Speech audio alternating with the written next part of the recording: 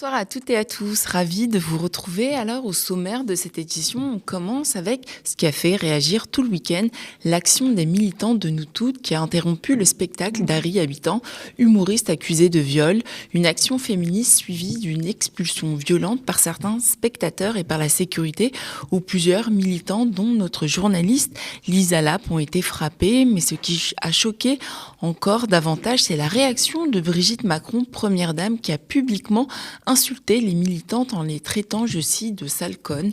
Une déclaration grave, inédite, qui interroge la place du pouvoir dans le débat public et dans la lutte contre les violences sexuelles.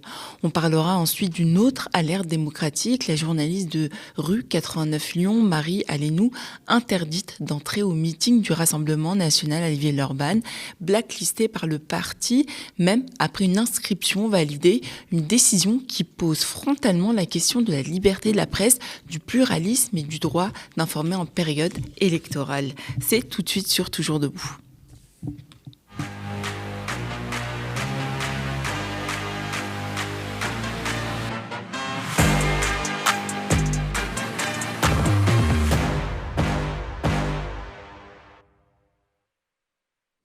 Nous sommes désormais à quelques heures du vote final du projet de loi de financement de la sécurité sociale. Vendredi, le premier volet, celui des recettes, a été adopté à 166 voix pour et 140 contre. Un résultat arraché non pas par une adhésion franche, mais par le retrait de la très contestée hausse des franchises médicales et de nombreuses absences dans l'hémicycle. Le Premier ministre Sébastien Lecornu, qui s'était engagé à ne pas recourir à l'article 49.3 pour adopter le budget, se félicite de cette première étape parce que nous avons cherché le compromis. Nous avons aujourd'hui un budget de la sécurité sociale pour l'an prochain prêt à être voté. Le gouvernement a tenu parole de la déclaration de politique générale à la fin de la discussion parlementaire, déclare le Premier ministre dans un long tweet.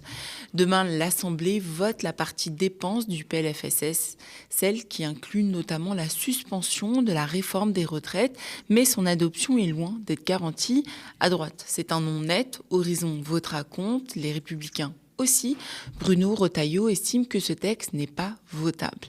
À gauche, la position n'est pas uniforme. Olivier Faure appelle finalement les députés socialistes à voter pour, parlant d'un compromis alors qu'il assurait encore récemment que le PS ne voterait jamais ce budget. Bref, le vote est très incertain et les lignes politiques sont en mouvement, parfois au sein même des partis. On continue de suivre ces débats demain dans nos émissions en direct.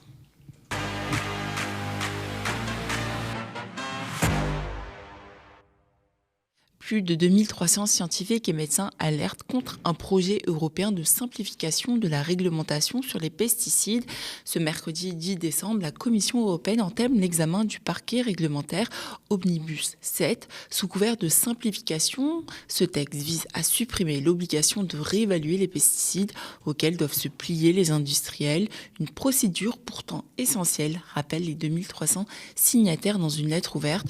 Combien de pesticides initialement autorisés et mis sur le marché, révélés ensuite comme étant hautement toxiques à la fois pour la santé humaine et l'environnement, ont été retirés du marché ces dernières années lorsque leurs effets dramatiques ont été mis à jour, parfois avec des retards dommageables. Questionne le texte qui interpelle le Premier ministre français Sébastien Lecornu. La semaine dernière, déjà 114 organisations environnementales ont demandé dans une tribune publiée dans Le Monde à retirer immédiatement ce texte. Et ce n'est d'ailleurs pas la première fois de l'année que la communauté scientifique et médicale se mobilise face à l'offensive pro-pesticides. En mai dernier, plus de 1000 médecins et scientifiques avaient déjà publié une lettre contre la proposition de la loi du plomb, un mouvement également suivi par une pétition lancée par la société civile recueillant plus de 2 millions de signatures. Malgré cette opposition massive, la loi a finalement été adoptée en juillet dernier.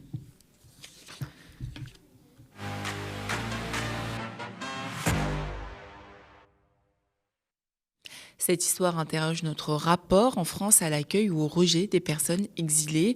Le 19 juin dernier, au large du Touquet, une équipe de garde-côtes douaniers reçoit une consigne inhabituelle, surveiller une embarcation de migrants, non pas pour la sécuriser, mais pour détecter tout mouvement pouvant permettre une intervention policière. Une instruction qui, selon plusieurs agents, les détourne clairement de leur mission. Face à cette dérive, le syndicat Solidaire Douane a publié une lettre ouverte. Garde frontière, pas tortionnaire. Rémi Van de Planck, syndicaliste et douanier, a aussi appelé à la désobéissance civile en cas de victoire du Rassemblement national. Il était l'invité du journal des luttes et nous raconte. Ce qui m'a vraiment le plus choqué, c'est facile, c'est le 2 janvier 2023, j'ai assisté en personne à ce qu'on appelle un driftback, c'est comme un pushback, mais donc je vous explique, ne vous inquiétez pas. Merci. Donc on était en train de sécuriser, une embarcation qui traversait vers les côtes britanniques. Donc c'était en janvier, donc il faisait très froid, il pleuvait, et donc on a franchi la ligne de démarcation, donc la frontière dans les eaux britanniques. Les Britanniques avaient envoyé une vedette pour récupérer les personnes. On nous a donné ce qu'on appelle liberté de manœuvre, c'est-à-dire le CROSS nous dit vous pouvez partir, les personnes sont prises en charge par vos homologues britanniques. On a fait demi-tour et une demi-heure après, on nous rappelle pour dire que les gens sont de nouveau dans les eaux françaises et qu'il faut revenir les chercher. Et ce qui s'est produit en réalité, c'est que les personnes sont tombées en panne de moteur, comme ça arrive assez fréquemment. Et les Britanniques, au lieu de les prendre en charge et de les secourir à leur bord, les ont laissés dériver, donc drift en anglais, avec l'accent français. Driftback, donc les ont laissés dériver vers la France et nous avons dû. Et donc là, c'est vraiment une mise en danger manifeste. Il aurait pu avoir. Alors, ce soir-là, on a sauvé tout le monde, mais ça aurait pu être un drame. L'eau devait être à 5 degrés, 6 degrés. On ne voyait pas les gens à plus de 200 mètres avec des projecteurs. C'est incroyable, quoi. On peut pas. Je crois que là, on a quitté la sphère de la raison. Le journal des luttes est à retrouver du lundi au vendredi en direct à 13h sur le canal 165 de la Freebox ou sur votre chaîne YouTube, le Média 24/7.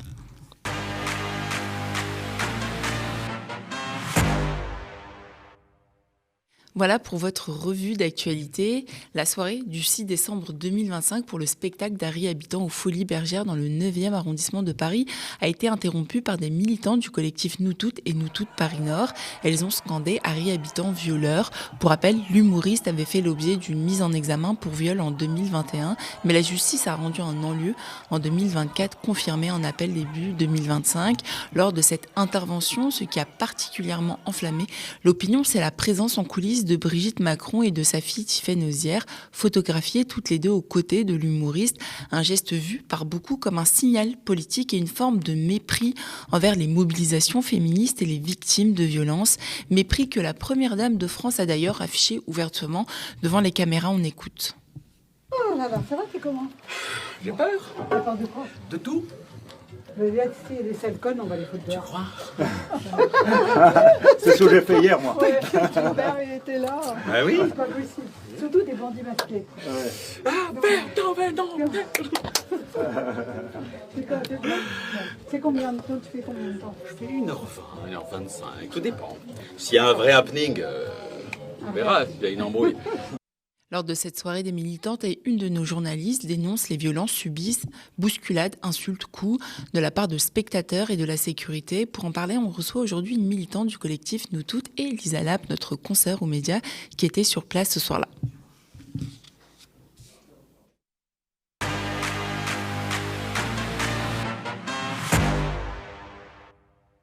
Bonsoir Lisa, bonsoir au collectif aussi Nous Toutes, merci d'être avec nous ce soir. Alors Lisa, tu étais justement sur place, on écoute tout de suite ton reportage.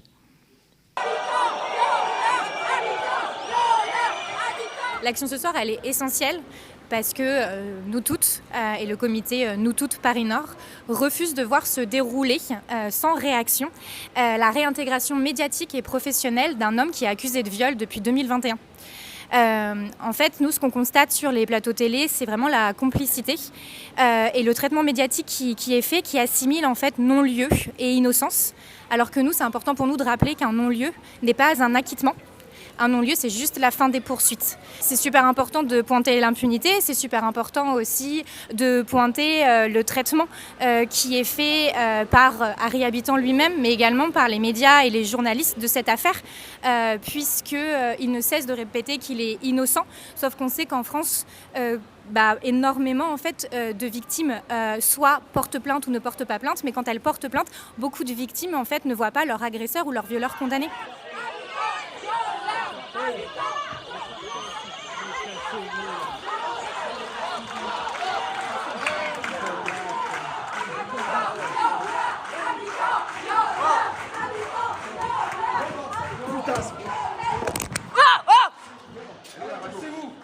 Cassez-vous!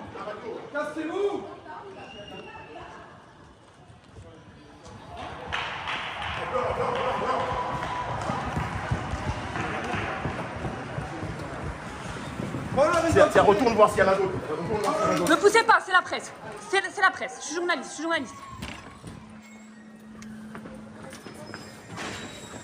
Allez, go. Elle rentre pas non plus. Mais je suis journaliste. Non, madame, je ne connais pas, vous rentrez plus. Elle ne rentre pas. Alors, Lisa, tu étais sur place. Est-ce que tu peux nous raconter justement ce qui s'est passé ce soir-là, de l'entrée à l'évacuation des militantes? On le voit sur les images. Donc, il y avait des militantes de Nous Toutes qui étaient là pour faire entendre leur voix et le fait que Harry Habitant était accusé de viol depuis 2021. Et quand l'action a commencé, il y avait certaines personnes qui s'y attendaient. De toute façon, après, on le voit sur les images avec Brigitte Macron. En fait, ils s'attendaient à quelque chose. Et en fait, ce qui m'a marqué, moi, en tant que journaliste, et de l'avoir vu de plus loin, c'est que tout de suite, il y a des spectateurs qui se sont levés pour attraper les féministes, pour les pousser, pour mettre des coups. Et donc, du coup, après, tout le monde a été sorti violemment dehors. Et c'est là, à ce moment-là aussi, que je vois les militantes se prendre des coups et que moi, je m'en prends un derrière la tête. Je ne sais pas si c'est par un spectateur ou par quelqu'un de la sécurité, mais en tout cas, je l'ai bien senti. Et justement, ces spectateurs, c'était des soutiens d'Harry Habitant, des amis peut-être Moi, j'étais placée en bas. Et ce que j'ai pu voir, c'est que c'était beaucoup de proches. Enfin, tout le monde se connaissait. Et il y avait aussi des personnalités connues comme Gad Elmaleh ou Pascal Praud. Donc, on voyait quand même qu'il y avait... C'était un peu teinté politiquement. Après, c'est un spectacle, donc il y avait de tout. Mais il y avait quand même une grosse partie qui se connaissait et qui étaient des proches d'Harry Habitant. Et après, c'était son retour sur scène. Mais voilà, c'était vraiment une ambiance particulière, assez lourde. Voilà. Et vous, justement, Nous Toutes, pourquoi avoir choisi d'interrompre en tout cas le spectacle? Et comment est-ce que vous avez vécu aussi ces violences et ces bousculades? C'est vrai que on rejoint Lisa sur cette action. C'est une des actions qu'on a menées qui a été la plus violente. On rappelle qu'on était vraiment 4 à l'intérieur, donc on était peu nombreuses. Et immédiatement, des spectateurs se sont levés. Un système de sécurité très violent et très nombreux s'est mis en place. Donc voilà, on a été vraiment bousculés avec des coups. On a été très très vite poussés vers la sortie et évidemment insultés. Pour nous, c'était très, très important de mener cette action pour plusieurs raisons. La première, c'est pour apporter tout notre soutien aux victimes de violences sexistes et sexuelles. Nous, en tant que Nous Toutes, et de manière générale, les féministes, c'est important de dire aux victimes qu'elles ne sont pas seules et qu'on les croit, en fait. Désolée, je suis un peu émue, mais c'est aussi ça, aussi nos actions, c'est de rappeler ça. Et le traitement de cette affaire d'Harry Habitant, elle est symptomatique de plein d'autres affaires de personnalités, c'est-à-dire de mettre les victimes, d'invisibiliser les victimes. On ne raconte pas leur histoire, on ne raconte pas leur récit, on ne raconte pas leur trauma. Elles sont vraiment méprisées, elles ne sont vraiment pas écoutées. Et là, sur cette affaire-là, il y a vraiment un mépris très fort envers la femme victime d'Harry Habitant. Et la deuxième raison pour nous, qui était vraiment très important de signaler, c'est le traitement médiatique justement qui est fait de cette affaire. Cette complicité des médias et des journalistes qui invitent Harry Habitant sur les plateaux de télévision et Harry Habitant lui-même qui joue de cette confusion entre non-lieu et innocence. C'est très important pour nous de le rappeler, un non-lieu n'est pas un acquittement. Un non-lieu, c'est la fin d'une instruction. c'est la fin c'est la fin d'une instruction. Ça ne veut ça ne veut absolument pas dire que la personne est innocente. On a des chiffres qui montrent que 86% des plaintes pour violences sexuelles sont classées sans suite. Et ce chiffre atteint 94% dans les cas de viol. Donc en fait, ce que montre un non-lieu, ça montre que la justice, elle est défaillante. Et nous, chez nous toutes, on croit les victimes. Et c'est vrai que c'est ce que tu as parlé de mépris, c'est ce que je retiens aussi parce que dès que l'action a commencé, le public a tout de suite hué les féministes, etc., bousculé, voire frappé. Et Harry Habitant, on a quand même vu 5-10 minutes de son début de spectacle et en fait, il en a parlé dès le début. Alors de manière très subtile, mais il disait voilà, ça fait 3 ans que j'étais pas là, il m'est arrivé quelques petites galères, ha ha ha. Et on le voit après en plus dans la vidéo avec Brigitte Macron, où on voit que limite ça le fait rire en fait. Il s'amuse de la situation. On pourrait avoir face à un homme soit humble, soit gêné, soit honteux. Et là, c'est tout aussi le traitement et l'illustration de ce que tu étais en train d'expliquer. Mais on voit qu'il y a du mépris et on en rigole. En fait, on rigole des féministes, on rigole des victimes. Et la salle rigolait. Enfin, pardon, mais c'est vrai que Harry Habitant en a ri et ça a pris aussi au niveau de la salle. Enfin, c'était assez choquant. C'est comme s'il y avait une complaisance en fait même de la part de son public. Mm. De toute façon, quand on prend une place pour aller voir le spectacle de quelqu'un qui est accusé de viol, ça en dit long aussi. Et justement, Lisa, tu étais la seule journaliste. Comment est-ce que tu as vécu aussi cette couverture médiatique ? J'étais pas la seule journaliste dans la salle parce qu'il y avait des journalistes qui sont venus pour regarder Harry Habitant, mais j'étais la seule qui a couvert l'action. Comment j'ai vécu le truc ? Je sais pas, moi je me suis concentrée sur l'action, sur les militantes. J'ai entendu beaucoup de choses. En fait, ce qui m'a permis aussi, c'est les minutes avant que le spectacle commence, j'entendais beaucoup de choses. Donc il y avait quelques conversations. Il y avait des personnes parce qu'en fait c'était aux Folies Bergères. Et 2 jours avant, aux Folies Bergères, il y avait une action des antifascistes parce qu'il y avait le gala de Pierre-Édouard Thérin. Donc en fait, ils avaient mis des boules puantes dans la salle et il y avait encore l'odeur 2 jours après dans la salle. Et les gens s'en amusaient en mode oui, c'est des gens qui ont fait une action contre l'extrême droite. Donc il y avait quand même... il y avait des petites discussions comme ça. Il y avait aussi des gens qui disaient ça se trouve, il va se passer un truc, ça se trouve, il va y avoir une action. Donc en fait, c'était dans les esprits quand même que Harry Habitant était accusé de viol, en fait. Et donc après, avec quand même teinté de mépris. Et on était le seul média invité. C'est parce que nous toutes nous a donné une place aussi et la confiance de couvrir ce genre d'événement. Il y a eu de la reprise presse. Il y a le Parisien, etc., qui ont repris les infos, qui ont repris la vidéo. Et c'est une petite anecdote, mais cet après-midi, il y a un site d'actu qui a dit des féministes se sont pris des coups, dont la journaliste sur place, avec les guillemets. Donc toujours un peu de mépris pour les médias indés. Mais voilà.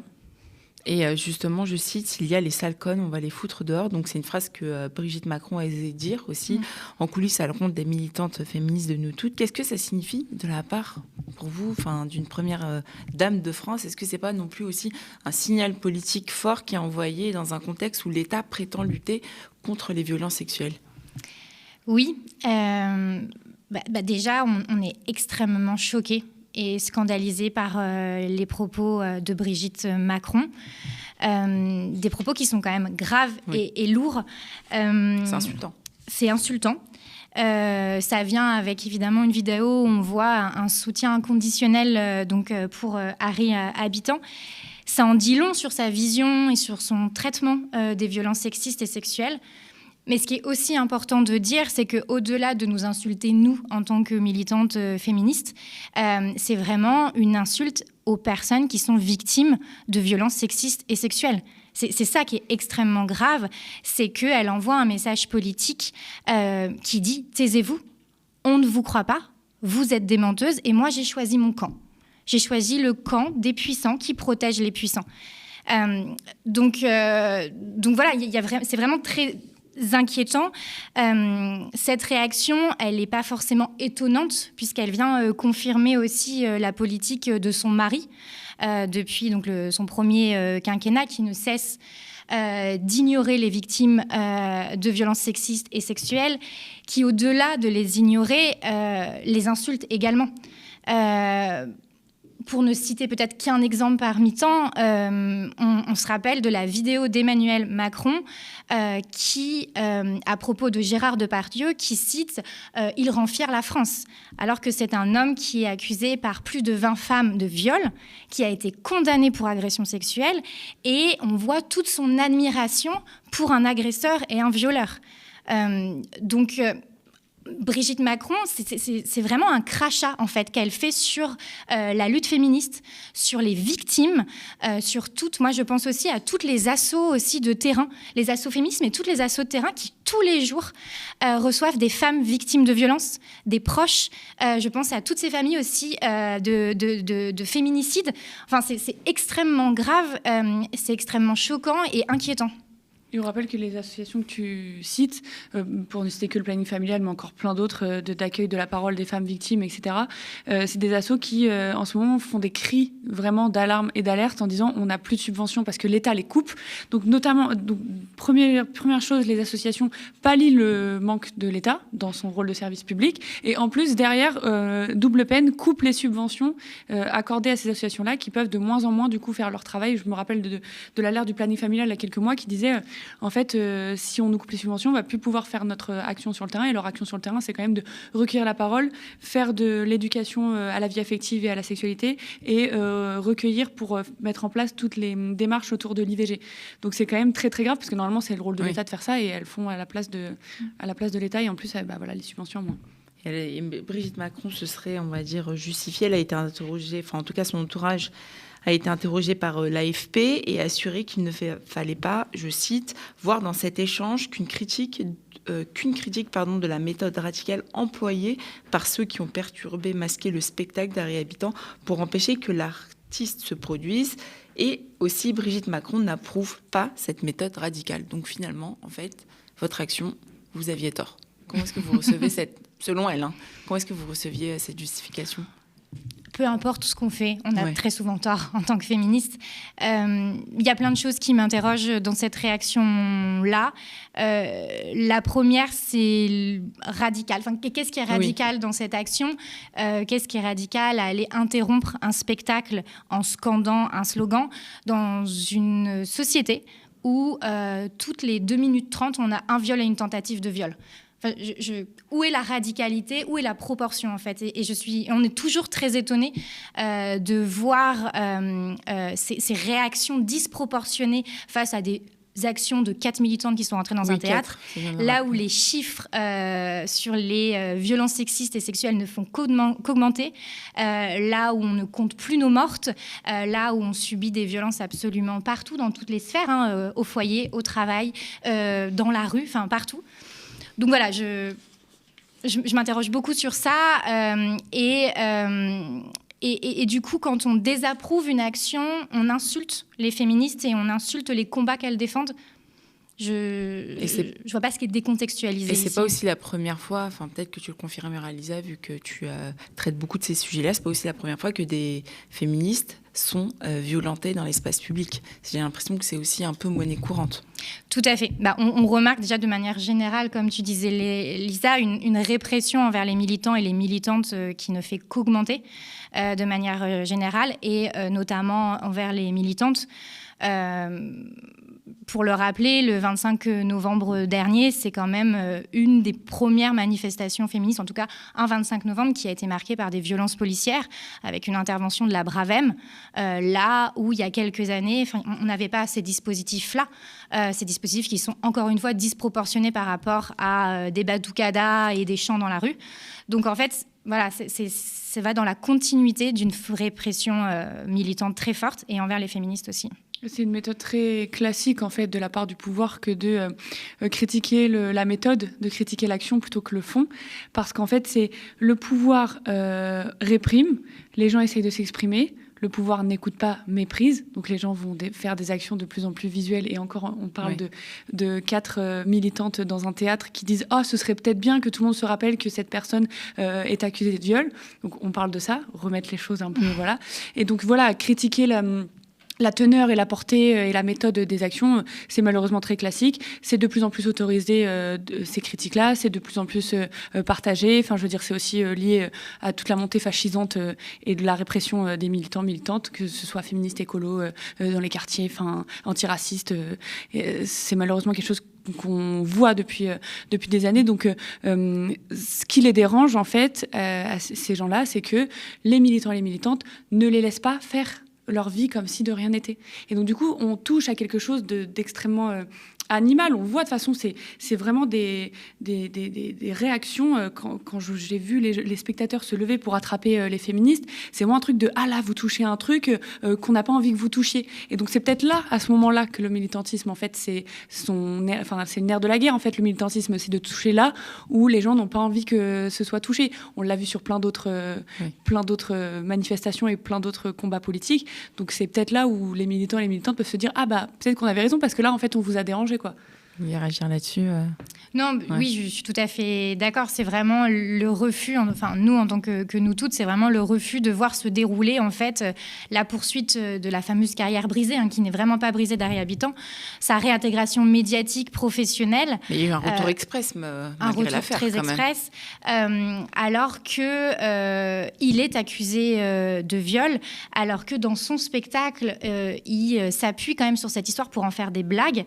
Enfin, c'est absolument scandaleux. Et en fait, heureusement qu'on est là pour le rappeler, parce qu'en fait, comme sur tous les plateaux télé, et comme il ne cesse de le répéter qu'il est innocent, qu'il n'a rien fait, c'est important pour nous aussi de rappeler aussi le contexte, de rappeler qu'il y a une victime aussi au milieu de cette affaire.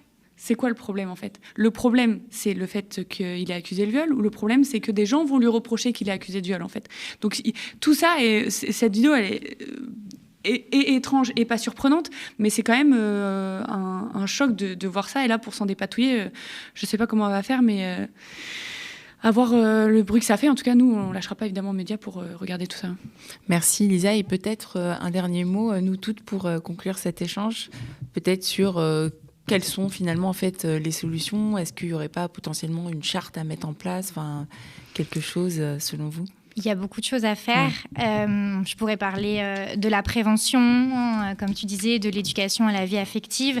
Mais en fait, pour que tout ça puisse se mettre en place, il faut un budget. Et voilà, on cesse de le réclamer. Il faut minimum 7 milliards d'euros pour mettre en place des réformes. Il faut de l'argent, il faut de la volonté politique. La volonté politique, on ne l'a pas, on le sait. Donc, la solution, c'est de continuer à militer, nous, en tant que nous toutes, et je sais que plein d'autres féministes seront d'accord, on va continuer à lutter de plein de manières différentes. Et s'il faut interrompre des spectacles, on interrompra des spectacles. Merci beaucoup au collectif Nous Toutes. Merci beaucoup Lisa. On passe désormais à notre deuxième entretien d'actualité. Juste avant ce court clip de promotion, ne bougez pas, on se retrouve juste après.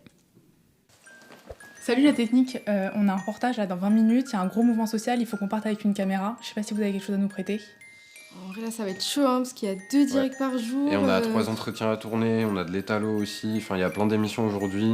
Je capte que le terrain, c'est important, mais... Ah. Il y a peut-être un truc. On peut essayer un truc.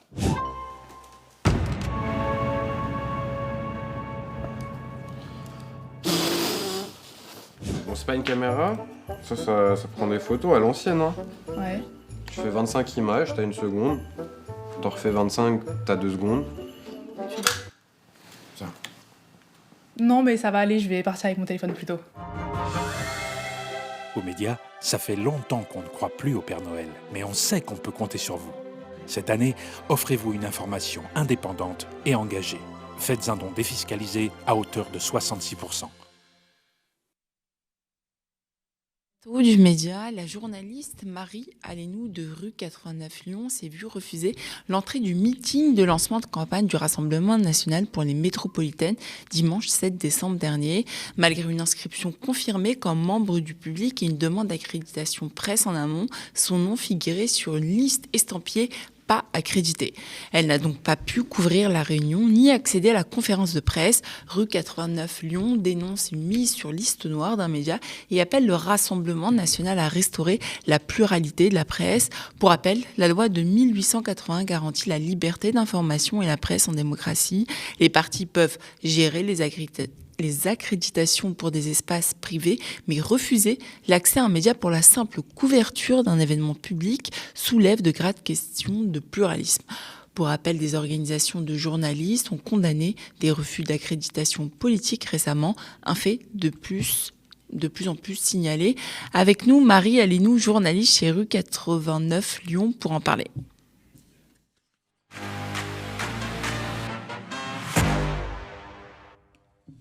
Bonsoir Marie. Bonsoir. Merci d'être avec nous ce soir. Est-ce que vous pouvez nous rappeler les faits, qu'est-ce qui s'est passé, pourquoi est-ce qu'on vous a interdit en fait de participer à ce meeting du Rassemblement national ? Donc ce meeting, c'était le meeting de lancement de la candidate aux métropolitaines Tiffany Joncourt. Quelques jours avant, j'ai demandé à une des personnes qui s'occupe, qui est un peu le bras droit de Tiffany Joncourt, de m'inscrire sur le dispositif presse, c'est-à-dire la conférence de presse qui devait se dérouler, s'il y avait un carré presse le jour du meeting. Et en fait, on m'a répondu non merci, en m'envoyant comme justification une brève qu'on avait publiée sur un rassemblement anti-RN qui devait se tenir ce jour-là. Donc, je ne me formalise pas, même si c'est déjà problématique de nous refuser l'accès au dispositif presse. Je me dis que je vais accéder à l'événement en tant que public, dans le public, et je m'étais déjà inscrite en fait à l'événement. Le matin même, je reçois un mail, comme vous l'avez dit, m'indiquant que j'étais bien inscrite, et quand j'arrive, on me dit non, ce ne sera pas possible, vous ne pourrez pas rentrer, et je vois que sur une feuille, en fait, il y a mon nom inscrit en disant que je ne pourrais pas rentrer dans l'événement. Et du coup, c'est la sécurité en fait à l'entrée qui vous bloque, c'est ça ?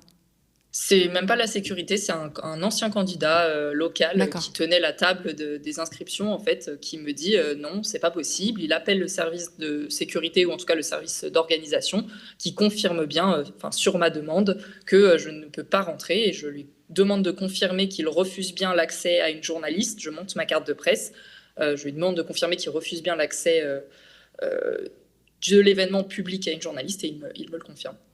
Et est-ce que vous avez ressenti après et pendant cet échange aussi de l'hostilité sur place, peut-être de la pression, une surveillance en amont ? Alors non, pas vraiment. L'échange était assez cordial. J'ai pas posé de difficultés non plus. J'ai pas fait de résistance pour rester dans l'événement. Donc non, il n'y a pas eu besoin d'hostilité. Par contre, en effet, dans les échanges de messages que je peux avoir avec les représentants locaux du Rassemblement national, c'est soit pas de réponse, soit des messages très subliminaux comme non merci à toutes nos demandes de communication, quand on demande à avoir des réponses sur certains sujets, à être accrédité sur des événements. Depuis les législatives 2024, c'est le genre de traitement auquel on a le droit. Et du coup, c'est assez courant, justement, le fait de se faire interdire ce type de meeting du Rassemblement national ou d'événements liés au Rassemblement national. C'est pas la première fois que ça vous arrive ? Alors, personnellement, si, c'est la première fois qu'on me refuse l'accès à un événement. J'en avais pas couvert d'autres précédemment, puisque je suis journaliste plus nouvellement arrivée à Lyon. Mais par exemple, en 2024, pour les législatives, il y a eu d'autres journalistes, d'autres médias, Médiacité et Tribune de Lyon, qui ont été sortis d'une soirée électorale du RN. Pareil, on ne leur a pas vraiment donné de raison et ils n'ont plus pu suivre la soirée électorale. Et est-ce qu'un parti politique en France peut-il justement interdire normalement l'accès à un journaliste pour faire son travail ?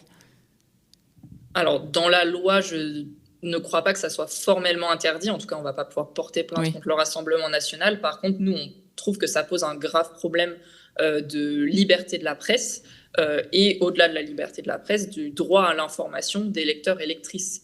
C'est-à-dire que si le parti ne choisit que les médias dont il sait qu'ils vont soit lui servir la soupe ou en tout cas ne pas avoir peut-être un regard critique sur un événement, ça pose problème. Un parti ne doit pas choisir qui couvre et comment on couvre son actualité. Et justement, si le parti continue de maintenir cette, si on peut appeler ça une liste noire ou une liste rouge de médias, comment est-ce qu'on peut, vous l'avez dit, faire une couverture en fait électorale aussi démocratique ?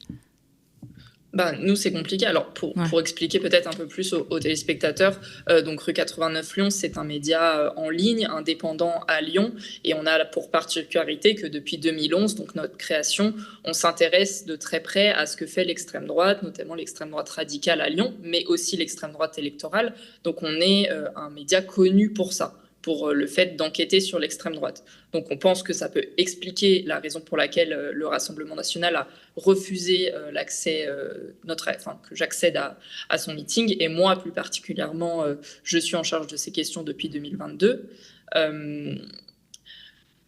Pourquoi ils refusent l'accès au meeting, je ne sais pas, parce que je ne suis pas dans leur tête, mais on peut se dire peut-être qu'ils peuvent se dire une journaliste plus spécialisée sur l'extrême droite, une journaliste qui enquête sur l'extrême droite, elle va pouvoir repérer si dans la salle il y a des personnes problématiques, elle va pouvoir être plus alerte sur les discours qui seront tenus dans la salle.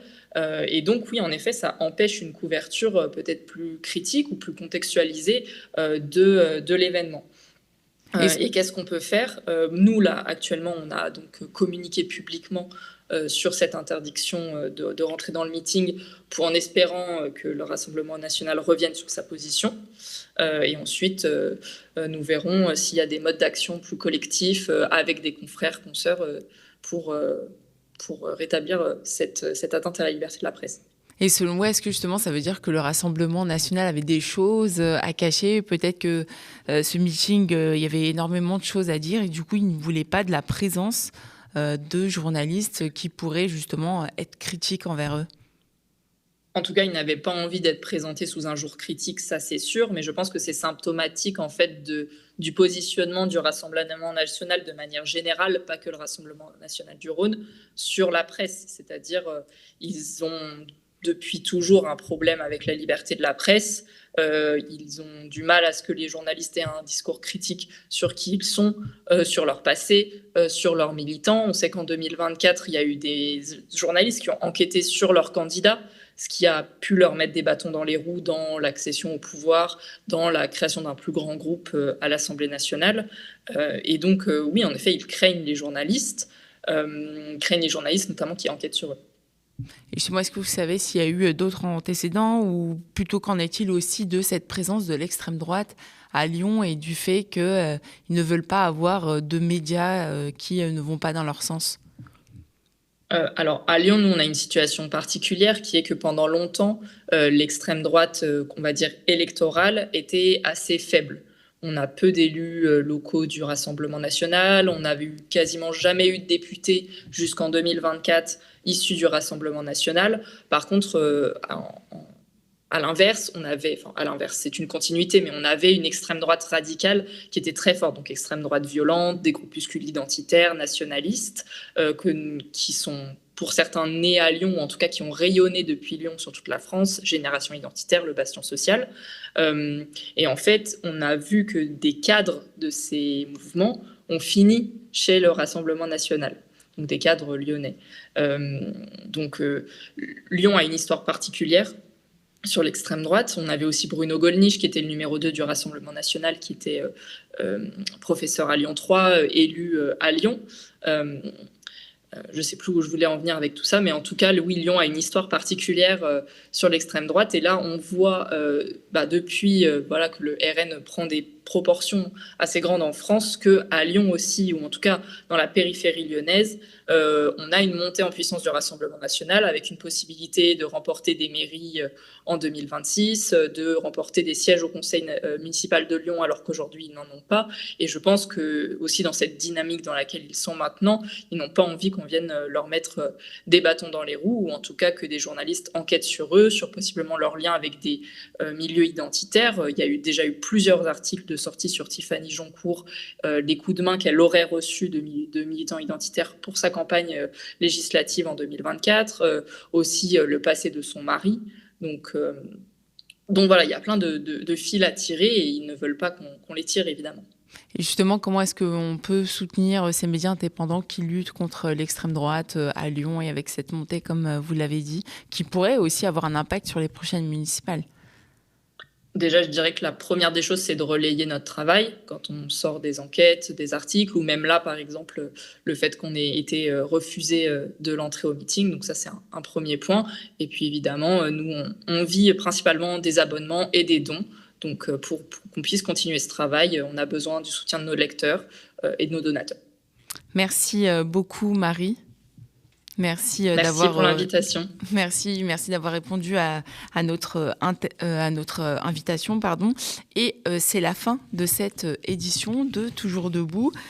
Sachez que nous lançons notre campagne de dons 2025 et comme chaque année, on ne peut compter ni sur le Père Noël ni sur aucun milliardaire, mais on peut compter sur vous avec un objectif clair, franchir et dépasser le palier des 150 000 €, un palier qui nous permettrait non seulement de clôturer l'année sereinement, mais aussi d'aborder 2026 avec la force et la confiance nécessaires pour continuer le combat, celui d'aller sur la TNT francilienne ou nationale. On vous souhaite une excellente soirée sur le média et on vous laisse découvrir la suite de nos programmes.